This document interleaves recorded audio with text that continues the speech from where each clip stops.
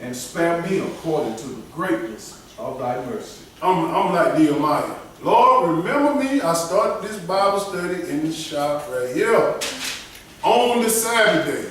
Remember me. I'm trying to do everything I possibly can to get in. Because he said in Peter, he said, the righteous shall be scarcely saved. Y'all know what that means? The ones that doing it right, they're going to barely make it in.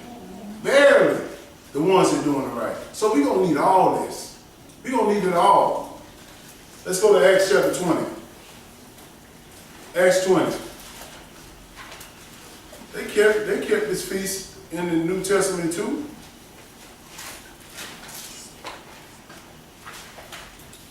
People like to play hide and go seek with this Bible. These preachers know this stuff here. They know it here. They love to say, oh, that's a Jewish custom. I said, man, what lineage did your Lord and Savior come from? Judah. Judah. And you telling me, no, we don't do what the Jews do. You dummy. That's all I can say. You out there preaching to a large amount of people in the congregation, you tell them we ain't gonna follow what the Jews do. That's a Jewish custom. That's right. How ignorant or how dumb can you be? God said you a dumb dog.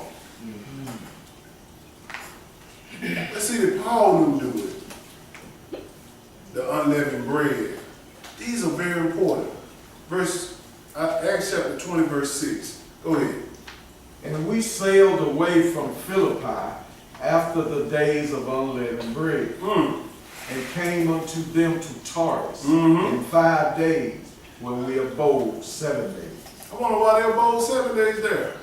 Because the feast on unleavened bread last 7 days. Paul did this. Let's go back to Leviticus chapter 23. Let's get more detail on Jesus' feast. We did the Passover, we did the feast on unleavened bread. Now let's get the other ones. Leviticus 23 and 9.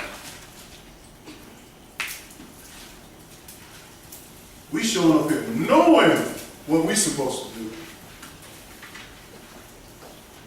They showing up Sunday knowing nothing. And people say, you show hard on the Sunday. Why you always talking about, man, that hell is hot. Somebody got to wake them up. They want people to preach smooth stuff to them. I guarantee you, when Jesus turned that nigga fire on, you going to say, man, I should have listened. Because you ain't no getting out. That's it. There is no tomorrow. Your life is hell, sun up, sun down. Lake of fire. Tormented day and night. And you saying, why are we so serious? We ain't serious enough. We should be like the Levite. Put a hand on it. Verse 9, brother. And the Lord spake unto Moses, saying, Speak unto the children of Israel, and say unto them, When ye be come into the land which I give unto you, yes, sir, and shall reap the harvest thereof, then ye shall bring a sheaf of the first fruits of your harvest unto the priest. Yes, sir. This is the ordinance what Israel used to do when they was in the land, breaking the sheaf of the first. We're going to break all this stuff down when we come back on the Feast of Unleavened Bread. But I just want to give you the preview of it. Keep going. And ye shall wave the sheaf before the Lord, to be accepted for you. On the morrow after the Sabbath, the priest shall wave it. So we still see Sabbath right here. We judging our time with the Sabbath. He got to wave the offering tomorrow after Sabbath. This is getting down to the count of Pentecost. Come on. This is how we know when we're supposed to keep Pentecost. After the Sabbath.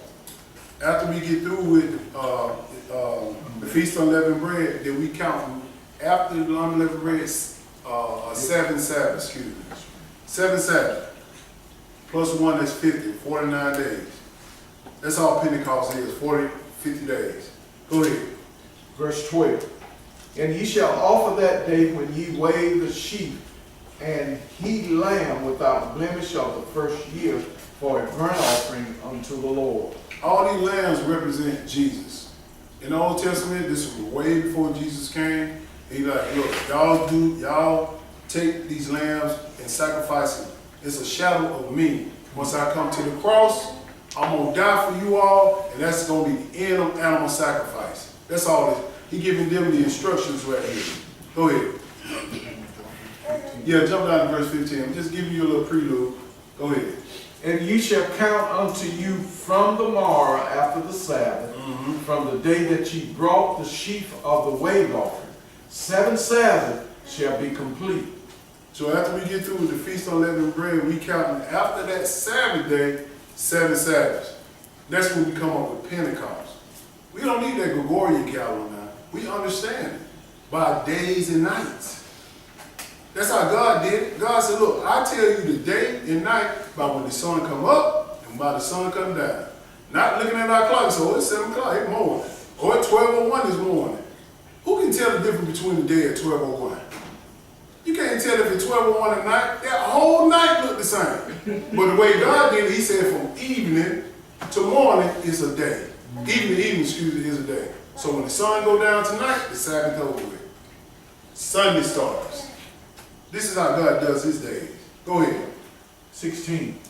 Even unto the morrow after the 7th Sabbath shall ye number 50 days. Yes, sir. And ye shall offer a new meat offering unto the Lord.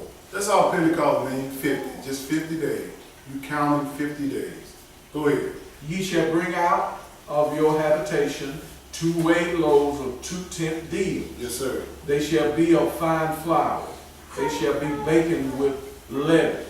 They are the first fruits unto the Lord. Sound like you said bacon. Bacon.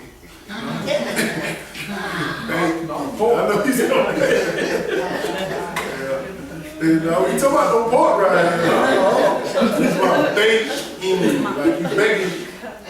All right, jump out of verse 21. I'm just showing y'all a little prelude. Verse 21. And these high days are Sabbaths. We can do monetary stuff like cooking, cleaning of the feast, all that stuff. We can do little stuff like that. But on the weekly Sabbath, he told us to put that to rest. But we do cooking because we got to put this feast on, make sure everything is good, clean up everything for the feast and all that. So the Sabbath, the weekly Sabbath is slightly different from the high days. Go ahead. Verse 21. And ye shall proclaim on the selfsame day, that it may be an holy convocation unto you. Ye shall do no servile work therein. It shall be a statute forever in all your dwellings throughout your generation. He's talking about Pentecost here. When we call it high day, meaning that the holy days can fall in the middle of the week, the beginning of the week, it's just a high Sabbath. Different between the weekly Sabbath. The weekly Sabbath always starts on Saturday.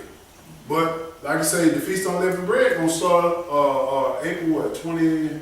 We're gonna start like on the Thursday night. 19. That's 19. That's gonna be before the weekly Sabbath. That's a high Sabbath. When he's saying high Sabbath, just saying it falls in the middle of the week. That's all. Other than the Sabbath. But he tells us again, a holy convocation. Make sure everybody come out. It's an ordinance. Let's go to Deuteronomy chapter 16, verse 16. Very important, y'all. Very important. Very important. That's my prayer. Lord, remember me. Don't remember me when I did all that sin. I was doing it good too. Real good. Deuteronomy 16, verse 16. This is what he tells us right here, to come up to the feast. Go ahead, brother. 3 times in a year shall all thy males appear before the Lord thy God in the place which ye shall choose, in the feast of unleavened bread, and in the feast of weeks, and in the feast of tabernacles. They shall not appear before the Lord empty. He says, make sure when you come up these 3 times, don't appear before the Lord empty. Bring something, make the feast go well. If God bless you to do something, whatever it is, money, whatever it is, food, however you can help this feast kick off, do it. Your best. You want God to give you your best, you give him your best. Go ahead, brother. Every man shall give as he is able, according to the blessings of the Lord thy God, which he has given thee. God will bless you all year long to make money, all year long to be healthy, whatever it is he bless you with. Now it's time for you to bless him. Make sure this feast is right. Go ahead, brother. Judges and officers shall thou Okay, make. you finished with that. I just want to make sure you understand these feasts are real important. You must come up. Must come up. Let's go to Acts chapter 2 and verse 1. Let's see that they keep Pentecost. In the New Testament, we saw they kept Pentecost in Acts chapter 20. Now we're going to Acts chapter 2. Why these preachers ain't teaching us this? I know why they greedy dogs. They don't want you to know. It's gonna hurt their money. Acts chapter 2 and verse 1. Go ahead. And when the day of Pentecost was fully come, they were all with one accord in one place. Yes, sir. And suddenly there came a sound from heaven as of a rushing mighty wind, and it filled all the house where they were sitting. I wonder why they were there in one place. Because they had to come up to keep Pentecost. That's right. And then most people, they are Pentecostal churches. Ask them about the day of Pentecost what they supposed to do. What's that? They think it's jumping up, speaking in tongues, running around the church. You Pentecostal, that's a lie. Pentecost is what God told us to do, celebrating in its season. After the Feast of Unleavened Bread, then come Pentecost. He have ordinances here. Go ahead. Verse 3. And there appeared unto them cloven tongues like as of fire, and it sat upon each of them. That's what people think Pentecost is in the church. Speaking all this gibberish, babbling. We're not against speaking tongue, but God said tongue is for unbelievers. Now, if you're going to speak in the tongue, you better be able to have somebody there to interpret. Don't speak in no Shungolese. What is that? What language is that? That's right. You got to have an interpreter. But what they tell you, that's for me. The Spirit gave that to me. Well, shut up. You do that at home if he gave that for you. That's right. Because you can't interpret it. Amen. Amen. Amen. Go ahead, brother. Verse 4. And they were all filled with the Holy Ghost and began to speak with other tongues, yes, sir, as the Spirit gave them utterance. All of them were filled with the Holy Ghost, meaning that they were filled with God's words. Not an angel jumping in your body, make you shake up and down, run around the church. That's that foolishness they do on Sunday. God give you his word so you can relay it to other people. You got to be filled with the Holy Ghost, meaning the Holy Ghost leads you and make sure you can break this book down. If you ain't filled with it, you going with all the rest of them Sunday Christians. Let's go to Acts chapter 20 and verse 6. Still looking at Pentecost here. I'm just showing you that they did these high days in the New Testament. And this way after Jesus died. And they love to tell you, well, when Jesus died, he nailed them all to the cross. So why Paul and them still doing? He nailed the sacrifice to the laws to the cross. I said, you reading something in Colossians that you don't understand. Acts chapter 20 and verse 6. Yeah. Well, let's do verse 16. We back on time right here. Okay. Go ahead. And Paul had determined to sail by Ephesus because he would not spend the time in Asia. Now we're dealing with Paul now. Now Paul going to be rushing to do something. Go ahead. For he hasted. Know what hasted mean? Rush. He rushing. Wow. Go ahead. If it were possible for him to be at Jerusalem the day of Pentecost. Because Paul knew he had to be there. So why these people are not being in the place that God told them to be on Pentecost, on the Sabbath? Because the preachers are dumb dogs. Let's go back to Leviticus chapter 23. And you got a couple more after this. I just want to make sure y'all understand what you're doing. This Sabbath, the weekly Sabbath, and the high holy days are very important. We need God to recognize us. And believe me, he's not recognizing you just because you show up. He recognized see what's going on in their mind. Because a lot of people show up, their mind ain't there. Their mind is not there. Their mind is, man, I wish you'd shut up. Leviticus chapter 23 and verse 23. When I get through with these lessons, I can rest a whole lot easier because I'm on the clock. God is right here looking at me. Jesus is right here looking at me. Leviticus chapter 23, verse 23. Go ahead, brother. And the Lord spake unto Moses, saying, Speak unto the children of Israel, saying, In the 7th month, in the first day of the month, shall ye have a Sabbath, a memorial of blowing of trumpets, and holy convocation. Now here comes another one. This is the memorial of the blowing of trumpets.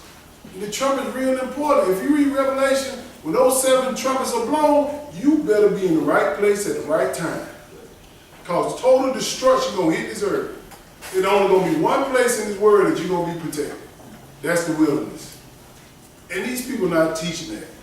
And God said, I want you to remember these trumpets and break it down in detail while we remember these trumpets. God said, I'm coming back at the last trump. Meaning that he come back on the 7th trump, right? What he did with the other 6 trump, then what went down then? The only thing people worry about is the 7th trump. Or that destruction, that 3.5 years, or that great tribulation. If you ain't in the right place, you are done. You are done. I am done. Go ahead, brother. Ye shall do no servile work therein, but ye shall offer an offering made by fire unto the Lord. Survive means going to your job. Don't do no work on that day. That's why we give calendars to everybody right here. If nobody don't have one, so you can give it to your employer, so you can be off on them days. We doing it to the best of our ability. Go ahead.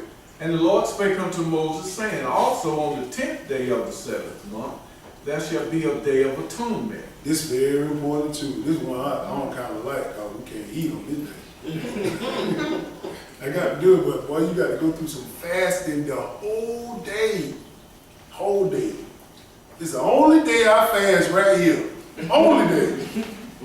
Go ahead. It shall be an holy convocation unto you, and ye shall afflict your soul, and offer an offering made by fire unto the Lord. The offering made by fire is done away with when Jesus died on the cross. We do the Day of Atonement, meaning that we fast. If you're not fasting, afflicting your soul, God said, I'm going to cut you off. I ain't got nothing to do with you. Listen to what he said right here. Go ahead. And ye shall do no work in that same day. Still talking about work. Still talking about being off. Being off. Go ahead. For it is a day of atonement, to make an atonement for you before the Lord your God. So you got to atone, meaning that God got to see that you are fasting and say, okay, that's my child. They're doing what I want them to do. I'm going to put my seal upon them. But the ones that not, he said, angel, go get them. Go ahead. For whatsoever soul it be that shall not be afflicted in that same day, he shall be cut off from among his people. So if you eating or drinking on that day, you're going to be cut off. Now people say, well, what about the folk had to take medication? Look, I'm just telling you what the book says. You work out your own salvation. If you got to take medication, that's on you. Whatever you're doing. I don't know what you got to do. But I'm just telling you what the book is. And by no means I'm telling nobody not to take it. That's on you. Go ahead. And whatsoever soul it be that doeth any work in that same day, the same soul will I destroy from among his people. Wait a minute. He said, because I work on that day, he's going to destroy me? Yes. Destroy. Very important. These feasts are very important. Sabbaths are very important. Go ahead. Ye shall do no manner of work. It shall be a statute forever throughout your generations and all your dwellings. What Outcast said, forever? Forever, ever? That means forever. Forever. As long as a generation's here, you got to do it. What's wrong with it? Ain't nothing wrong with it. He trying to set you apart. Go ahead. It shall be unto you a Sabbath of rest, and ye shall afflict your souls.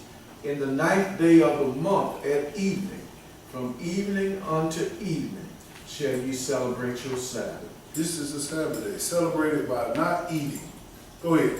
And the Lord spake unto Moses, saying, Speak unto the children of Israel, saying, The 15th day of this 7th month shall be the Feast of Tabernacles for 7 days unto the Lord. Y'all notice how God got this thing targeted out with dates, months? But they tell us ain't no calendar about it. This is the calendar, Leviticus chapter 23. This is when the year starts, right here.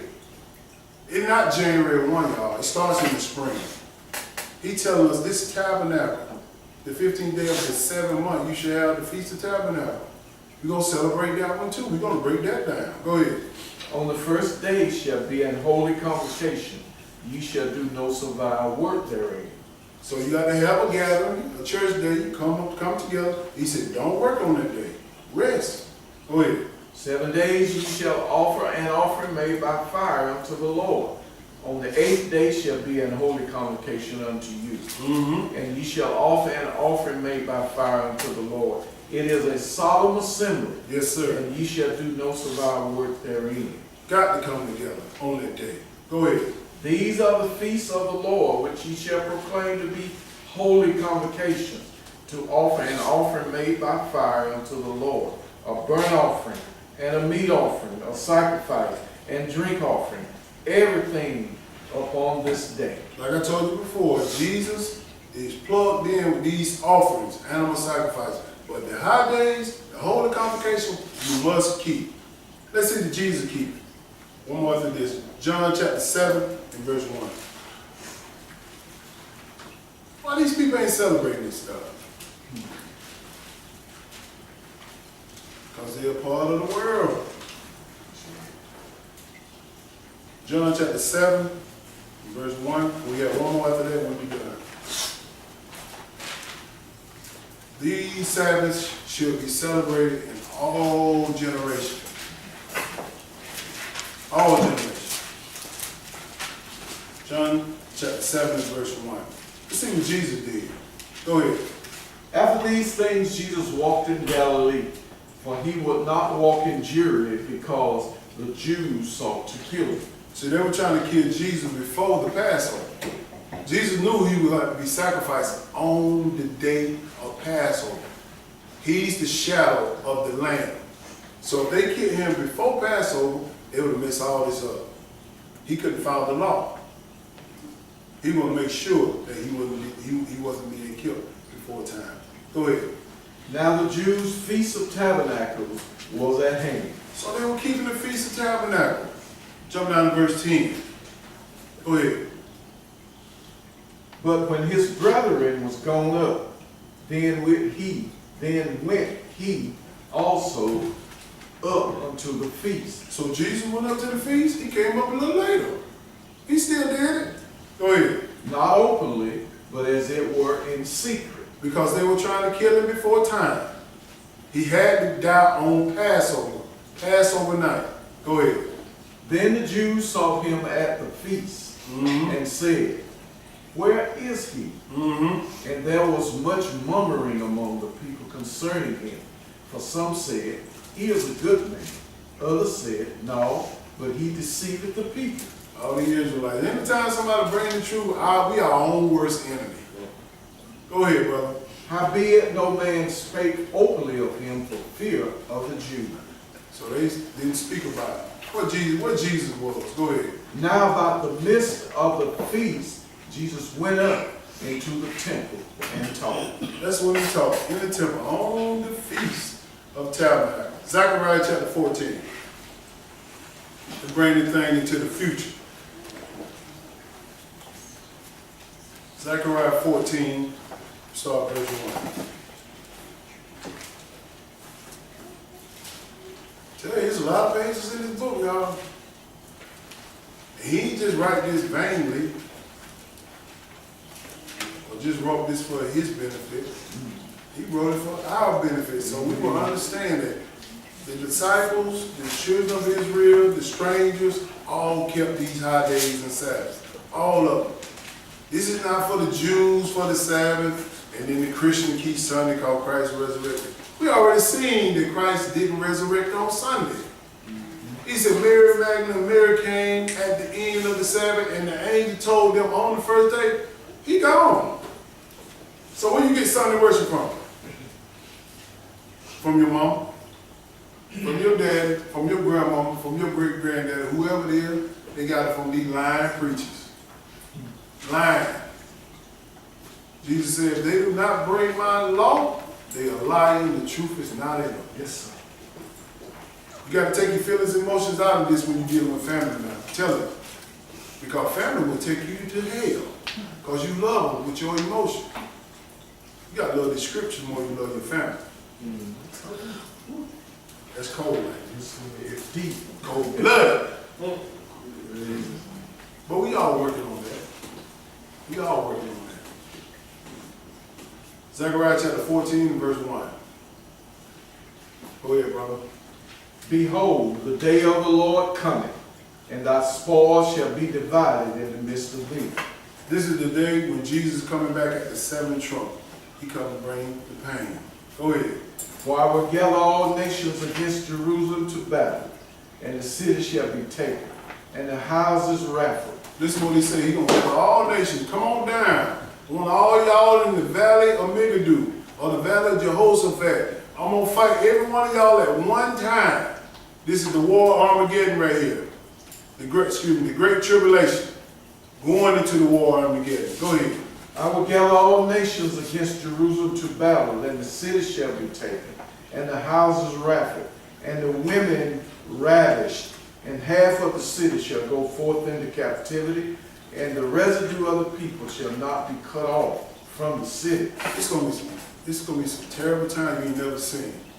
These cats coming over from the Middle East, they're gonna rape your wives, your children, all that. They're gonna rape them. If you don't care about your women, don't teach them this. They coming. They coming with a vengeance. People look at this thing like, oh man, I done heard that before. But when this thing hit, and you ain't in the right place, you gonna wake up. And you can't be protected from these people now. God gonna let them have it. He said the house is ravaged. He said half of the city shall go into captivity. They're gonna put you in slavery. That's why they got these concentration camps. With nobody on these bases. Why you think they got them there? They got FEMA coffins right there. It's all right there. They know this time is coming. But what we do? We want to have fun, party, you know, make grandma happy, granddaddy happy. You ain't talking about nothing that's going to hit this earth. That's right. This thing going to hurt. Go ahead. Verse 3. Then shall the Lord go forth and fight against those nations, as when he fought in the day of battle. Yes, sir. And his feet shall stand in that day upon the Mount of Olives, which is before Jerusalem, on the east. And the Mount of Olives shall cleave in the midst thereof toward the east and toward the west. And there shall be a very great valley. Half of the mountain shall remove toward the north, half of it toward the south. When Jesus come back with his saints, his feet going to be in the Mount of Olives, which is the Mount of Zion, the mountain of Zion. He going to flatten everything. He going to kill everything that's in Jerusalem at the time. That's why it ain't good for Israel to go in the land right now. You need to be outside the wilderness. It ain't time to go outside the wilderness. We know when that time comes. When they set up this third temple, when the abomination of desolation spoken by Daniel, or the man of sin sitting in the temple God and call himself God, we know that's our clue to get out of here. We know we're looking for our transportation. Don't worry about passports and all this stuff. God gonna provide. They're gonna have free trips all over the world. Because they really getting tired of us right now. They really getting frustrated with us right now. Now they're going to free trips all over. All you big brothers want to go back to Africa, we're going to provide it. One-way trip. But you know what most of us are going to do? Nah, I pay for my house. I got a retirement coming. I got my clothes, got my shoe, got my car, all this stuff. Man, you don't get out of here at that time, you're going to be messed up. Your whole family. And it's something that's really hard to swallow for people because they ain't never been preached to like this at all. That's right. But he's saying, listen what verse 5, go ahead. And ye shall flee to the valley of the mountains, for the valley of the mountains shall reach unto Azal, He said when his feet hit the ground, you're gonna flee to the mountain. Meaning that the ones know if you're in Jerusalem at that time, everything gonna die. In the city of Jerusalem, everything. Go ahead. Yea, ye shall flee like as ye fled from before the earthquake in the days of Uzziah, king of Judah. Yes, And sir. the Lord my God shall come, and all the saints with thee. So all the saints gonna come at that seventh trumpet when he resurrected everybody up in the first resurrection. Now, everybody make the first resurrection. This is when Jesus is gonna be king upon the earth. He's the only one gonna be king at the time, the king of kings. Jump down to verse 9.